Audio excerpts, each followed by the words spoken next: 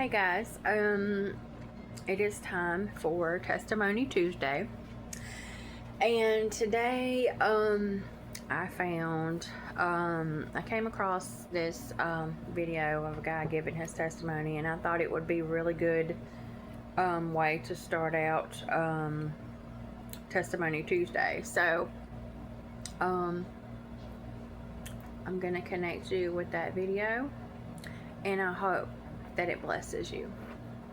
This man said God wasn't real, and watch what happens. I said to God, I don't think you're real, but if I'm wrong and you have a plan for my life, prove it. Don't ever ask God, the creator of the universe, to prove to you that he's real unless you are ready for an encounter of the first kind.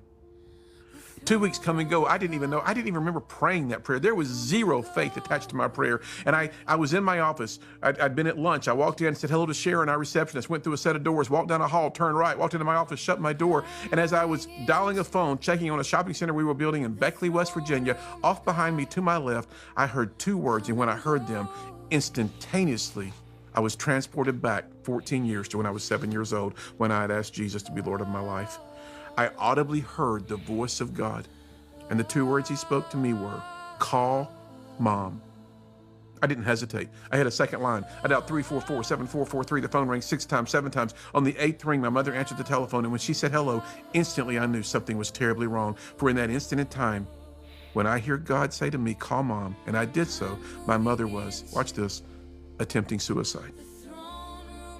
She was dying. For me, I ran out of my office, ran past Sharon, jumped into my car, drove up Interstate 75 in Chattanooga, Tennessee, and I drove up this interstate and I talked to this God I did not know. And I didn't talk to him in any kind of like King James language. It was like, God, help. I can't save my mom, but you can. For the first time since I'd been 15 years old, I was being honest. Do you really get the truth that your choices do create your circumstances? I beat on the door that day. My mom was barely alive as she came down some stairs. She fell into my arms. I picked her up. I carried her to her car. I drove her to Park Ridge Hospital in Chattanooga, Tennessee. And as we drove, she looked over at me. She says, Dean, I can't be dying. And I said, Mom, hang on. You're not going to die, but you're going to have to choose to live.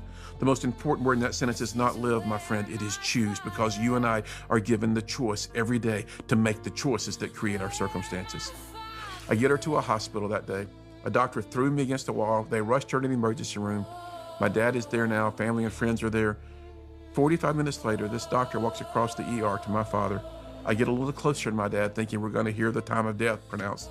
But this doctor has the most perplexed look on his face, and he said, Mr. Sykes, there's no medical reason to tell you this at all. It is a, quote, miracle of God. Your wife's fine. You can go see her. I heard that doctor say miracle of God. I looked straight up to heaven. I was like, you've got to be kidding me. You're real? I took a walk that day. I could take you to the spot in Park Ridge Hospital where I leaned against the wall and I had an encounter with Jesus.